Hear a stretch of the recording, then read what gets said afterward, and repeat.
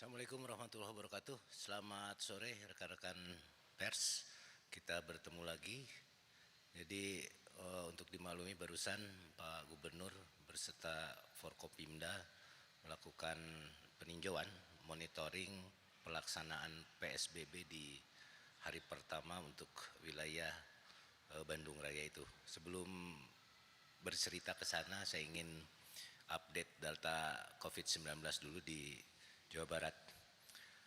Data per 22 April jam 1 siang bahwa alhamdulillah ini yang sembuh terus meningkat ya.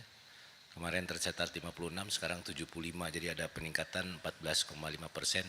Mudah-mudahan yang sembuh ini akan terus meningkat, akan terus bertambah. Sementara yang positif ini naik 0,6% dari 747 menjadi 756. Kemudian yang meninggal 62 orang kemarin, sekarang hari ini yang dilaporkan meninggal 68 orang. Untuk pasien dalam pengawasan atau PDP itu total ada 3.706, yang sudah selesai 1.661, sehingga yang masih dalam pengawasan itu sebanyak 2.045 atau meningkat 0,34%. Kemudian orang dalam pemantauan itu total ada 36.060 dan selesai 25.690, sehingga yang masih dalam pemantauan itu 10.370 atau menurun 1,73%. Kemudian untuk rapid test bisa dilaporkan bahwa dari sebanyak 93.680 yang sudah disebarkan atau didistribusikan, ini laporan yang masuk sebanyak 79.549. Itu sudah ada laporan, dan dari laporan yang masuk itu sebanyak 1.992 itu positif ya menurut rapid test. Nah, kemudian perlu saya sampaikan juga pada saat tadi Pak Gubernur bersama Forkompimda melakukan pemantauan bahwa secara umum intensitas lalu lintas atau pergerakan orang itu menurun kurang lebih 70% ya. Walaupun masih ada orang yang di checkpoint yang diperiksa itu masih ada pelanggaran, artinya ada orang yang masih keluar di luar dari apa yang menjadi pengecualian dalam PSBB. Jadi untuk dimaklumi bahwa pengecekan atau PSBB ini sebetulnya ada tiga hal besar di PSBB ini yang dicek. Yang pertama adalah protokol kesehatan, kemudian juga protokol transportasi ya. Kalau kesehatan misalnya pakai masker gitu kan.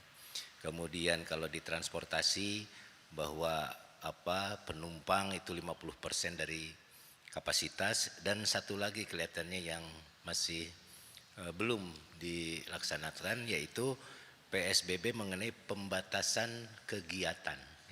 Seperti diketahui ya, jadi orang boleh berkegiatan, katakanlah orang boleh bekerja ya pada beberapa bidang pekerjaan, beberapa instansi, beberapa perusahaan yang memang diperbolehkan. Nah, ini memang cukup menjadi sulit untuk mengeceknya. Tadi Pak Gubernur memberikan petunjuk kepada para kepala daerah ya supaya ini bisa dicek ya, supaya mengeluarkan semacam surat edaran kepada perusahaan atau kantor-kantor di wilayahnya, agar pimpinan perusahaan atau pimpinan kantor bisa memberikan keterangan kepada para pegawainya yang memang harus melakukan perjalanan ke tempat kerjanya ya. Jadi dari sana bisa diketahui bahwa kalau ternyata misalnya surat keterangan itu adalah dari perusahaan yang atau dari tempat bekerja yang di luar dari yang pengecualian, itu nanti bisa dikeluarkan surat teguran. Kemudian bagaimana dengan masyarakat umum? Misalnya orang mau pergi ke pasar, orang mau pergi ke supermarket. Tadi disarankan supaya masyarakat bisa meminta izin ya melalui ketua RT-nya ya bahwa dia akan keluar dari wilayahnya misalnya untuk pergi ke pasar atau pergi ke supermarket dan lain-lain. Nah, saya kira ini bisa lebih efektif nanti manakala ada masyarakat yang keluar rumah di luar ketentuan tadi itu bisa dikeluarkan namanya surat teguran dari aparat yang berada di checkpoint gitu. Jadi di checkpoint ini udah ada semacam apa rahasia gitu ya. Kemudian ini diharapkan di PSBB ini setelah misalnya 14 hari seharusnya itu bisa tren ya, tren penderita positif itu bisa turun ya. Di samping kita juga terus melakukan tes masif kepada masyarakat ya. Kemudian juga mengenai mudik ini masih dalam pembahasan nanti protapnya seperti apa gitu kan, implementasinya seperti apa supaya memang mudik ini tidak terjadi di masyarakat. Selanjutnya, perlu diketahui tadi kita di 5 checkpoint yang dikunjungi oleh Pak Gubernur. Tadi pertama kita di pos di Jalan Junjunan atau di Jalan Pasteur ya. Kemudian juga di pos di Jalan Raya Cimindi. Setelah itu kita di pintu tol Padalarang, kemudian juga di checkpoint di Jalan Kopo ya di perbatasan kota dan Kabupaten Bandung, serta terakhir kita di wilayah Sumedang yaitu di Jatinangor ada checkpoint di daerah Cibesi. Jadi rata-rata memang pelanggarannya masih ada beberapa yang tidak mengikuti protokol kesehatan. Namun demikian juga tadi ada beberapa yang langsung di checkpoint itu diberhentikan, misalnya di kendaraan pelanggarannya ada yang duduk berdua di depan, tadi langsung oleh Pak Gubernur, Pak Kapolda dan Forkompinda langsung disuruh pindah ke belakang. Nah di samping itu ada juga tadi yang dicek itu sebuah mobil box ya, dan itu sudah memenuhi protokol transportasi. Jadi di kendaraan box itu supir sendiri dia membawa surat keterangan dari perusahaannya dan barang yang dibawanya adalah barang logistik. Saya kira itu yang sementara yang dapat saya sampaikan. Selanjutnya menjawab pertanyaan dari rekan-rekan. Nah, ini ada pertanyaan kenapa dilakukan di gerbang tol. Kita tidak hanya di gerbang tol ya. Gerbang tol itu hanya di Padalarang. Yang lainnya tadi saya sampaikan ada di Jalan Kopo, kemudian di Cibesi, kemudian juga di Cimindi gitu. Itu bukan di gerbang tol gitu ya. Kemudian PSBB Bodebek ini masih kita evaluasi gitu. Hanya dapat laporan katanya minggu-minggu ini ramai lagi gitu. Ya, nah ini mungkin akan dilakukan koordinasi kembali bagaimana caranya, dan ada laporan juga bahwa di daerah Bodebek ini malah malam jadi ramai gitu pada keluar. Nah, untuk hal ini barangkali untuk di Bandung Raya tadi Pak Gubernur minta supaya checkpoint ini tidak hanya dilakukan di siang hari tapi juga dilakukan di malam hari gitu ya. Kemudian tadi jenis pelanggarannya sudah saya sampaikan ya. Jadi masih rata-rata itulah ada pelanggaran di protokol transportasi gitu, masih ada yang duduk berdampingan berdua, dan sanksinya tidak ada sementara ini, sanksi tidak ada, hanya yang jelas nanti dikeluarkan surat teguran bagi mereka yang melanggar gitu. Kemudian mengenai 20 tenaga medis di Cirebon yang diisolasi ya. Jadi bantuan yang kita berikan bahwa untuk tenaga kesehatan yang memang terpapar ya, sesuai dengan jenisnya kita melakukan secara maksimal protokol kesehatan ya sesuai dengan protokol kesehatan perawatan bagi mereka yang terpapar. Jadi kita lihat tingkatannya dan ini kita berikan pelayanan yang maksimal kepada tenaga kesehatan tersebut. Kemudian nah untuk ibadah puasa Ramadan di tengah pandemi, jadi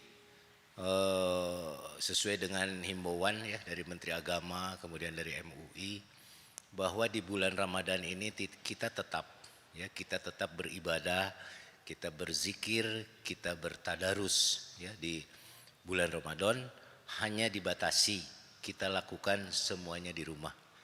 Kalau mau taraweh berjamaahlah di rumah dengan keluarga inti. Buka bersama, sementara ini yang biasanya kita mengundang selain keluarga juga handai tolan untuk bisa berbuka puasa bersama, apakah itu di rumah atau di tempat luar, itu ditiadakan. Ya, artinya dilarang, dan saya berharap biaya yang biasanya dikeluarkan untuk buka bersama itu, saya berharap bisa disumbangkan kepada masyarakat kita yang mungkin lebih banyak yang membutuhkan ya. Nah itu saya harap jadi yang kaya bisa membantu yang membutuhkan. Nah untuk rapid test tadi angkanya sudah saya jelaskan, dan saya laporan yang kami terima sudah dilaksanakan di 27 kabupaten kota, tentunya tidak merata ya, tidak akan merata. Ini sesuai dengan data yang kami lihat, mana daerah yang lebih banyak positifnya misalnya, ini yang akan lebih banyak, lebih diperhatikan untuk rapid testnya gitu kan. Kemudian nah untuk PSBB gelombang ketiga ini masih dibahas ya. Hanya kalau lihat dari peta gitu, kelihatannya mungkin kalaupun ada nanti gelombang ketiga, ini yang didahulukan kelihatannya ada Kabupaten Sukabumi dan Kabupaten Karawang. Sejauh ini belum ada pengajuan resmi dari kepala daerah yang bersangkutan, namun secara verbal ini sudah menjadi perbincangan di gugus tugas percepatan penanggulangan COVID-19 ini. Saya kira itu untuk sore ini. Ya. Terima kasih atas perhatiannya. Mudah-mudahan informasi ini bisa sampai ke masyarakat, khususnya masyarakat di Bandung Raya dan Bodebek yang sudah menerapkan PSBB. Sekali lagi berdisiplinlah. Ya, stay at home, kita di rumah saja kalau tidak ada keperluan yang mendesak, karena PSBB ini akan dapat berhasil ya, nanti di endingnya akan bisa menurunkan tren positif ya di masyarakat apabila kita patuh, kita disiplin, selalu ikuti anjuran-anjuran dari pemerintah, surat edaran, surat himbauan. Dan jangan lupa untuk menganggap bahwa diri kita positif. Kita bisa menularkan kepada orang lain, ya, dan orang lain juga harus takut tertular oleh kita. Artinya kita bisa menjaga jarak. Itu saja. Terima kasih. Assalamualaikum warahmatullahi wabarakatuh.